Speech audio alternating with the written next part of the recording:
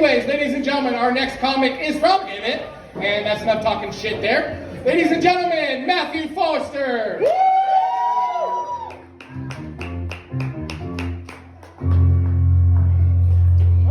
I don't know that music, but hell yeah. What's up, everybody? How the fuck we doing tonight? Hell yeah. Everybody's still alive, that's right. You know what? Give it up for Iris, the Mexican midget, Chris, the British Bruce Jenner, and me, the Amish runaway. Jewish music? Oh man. I didn't even think I looked Jewish, but alright. Yeah, no, I know you guys are sitting here looking at me trying to decide whether you're looking at an Amish runaway or a lesbian lunch lady. But I'm actually Seth Rogen, if he couldn't afford Ozempic. Yeah, no, I actually do get that celebrity look-alike all the time. They're like, oh, you look like Seth Rogen. There's a lot of things separating me from him, though. The main thing is the beard. I'm 24, and I can't grow a mustache, and at this point, I firmly believe it's just a side effect from not having a dad. It pisses me off, too, though, because my dad has, like, one of those classic police mustaches, you know? But it's just going to waste, because he's always sitting in the back of the police car. All right. Now, that being said, I was raised by a single mom, but she'd go to the casino for like days at a time, you know, so I was kind of more raised by like Cartoon Network, Comedy Central, and Pornhub.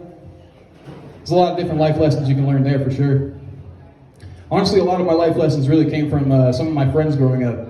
I remember one of my friends, he always complained about how bad his life was, but his mom got a brand new car, the flooring redone in her whole house, and a pool installed all in the same year. If my mom had anywhere near that amount of money, she would have abandoned me just like my dad did.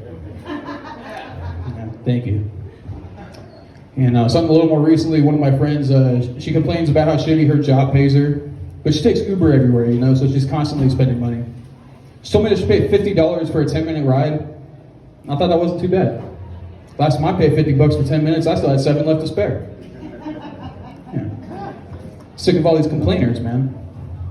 Now, something I like to complain about is Men's Mental Health Awareness Month and Pride Month both happen to land in June. But yet it's the gays getting all the attention. Which I think is fucked up, because we're both taking shots to the face.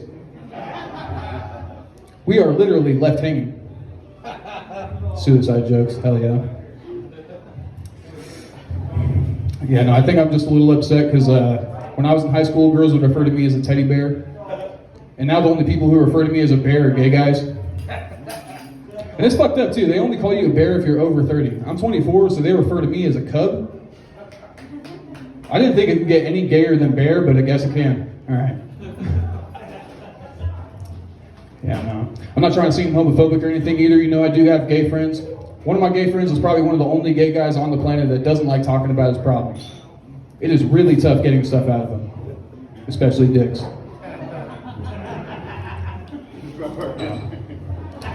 Speaking of tough situations, I have really bad trust issues. And I like to think it started when my dad said, hey, I'll be right back. I'm pretty sure it started before that though, you know? I think it was the first time I ever saw the Tootsie Pop commercial. That bitch-ass owl just stole that kid's lollipop and ate it right in front of him. Now when I watch it, it hits a little too close to home, you know? Because coincidentally, that's exactly what my ex did with my heart. It's okay, you guys can laugh. She's a cunt, and she's a single mom now. I won.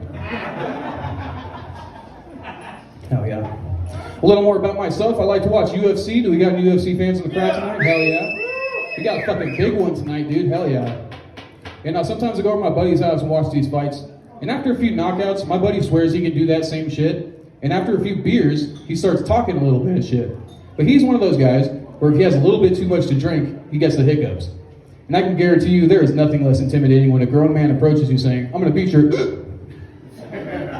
Never mind. Yeah, sit the fuck back down. Elon Musk, huh? You guys see that shit? The Trump rally? Did the Nazi salute? That shit was crazy. I don't know, it's kind of making me think though that like every race is gonna have a fucking salute now, you know? Like white people, we got the Nazis. Black people, power fist. I'm just waiting on the Mexicans to get the hedge clippers and we can complete with rock, paper, scissors. You know what I'm saying? Hell yeah. Now, I'm pretty sure that joke shows you that my generation doesn't really take shit seriously, you know? We always had LOL at the end of everything. It's pretty fucked up. My buddy hit me up recently. He said, hey man, I'm thinking about canceling my life subscription. LOL. I couldn't think of anything clever enough to say back, so I was just like, damn, dude, that's crazy. LMAO.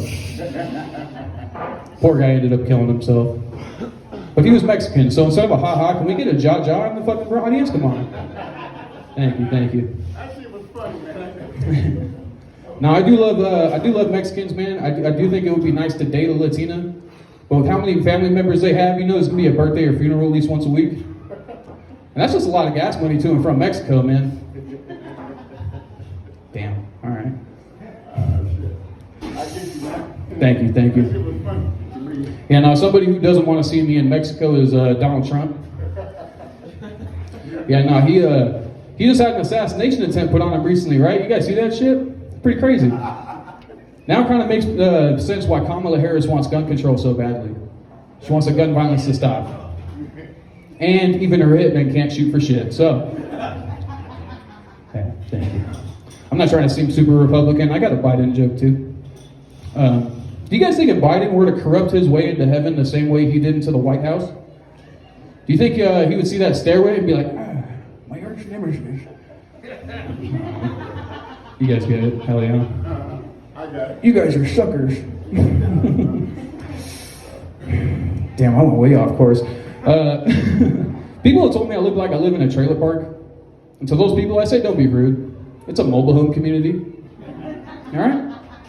Talking shit on my trailer park, man. Doris across the way gives me meatloaf every Thursday. Fuck you. Yeah. And I was living in a trailer park, you do see some trashy shit sometimes. Like one of my neighbors, he leaves his fucking Christmas lights up year round. And normally I'm like, you know, I get it. People are fucking busy. It takes time. I get it. But to actually turn them on in July is kind of weird. That's like walking into a strip club on a Tuesday morning. Hard. You're not really supposed to do that, but I guess you can, you piece of shit. Yeah. And one trashy thing I picked up from the trailer park is my friends would ask me, they're like, hey man, how much have you had to drink tonight? I'm like, only had a dozen beers.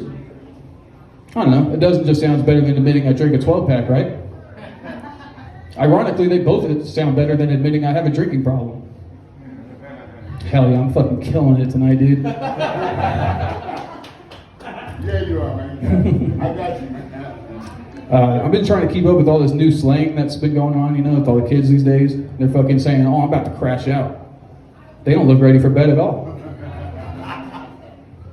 Yeah, now another one is my generation, whenever we'd see something cool, we'd be like, hey, that shit's tight. This generation, same shit, they'd be like, that shit's hard. And that shit is gay. All right, thank you guys. That's my time. I love you guys. Hell yeah.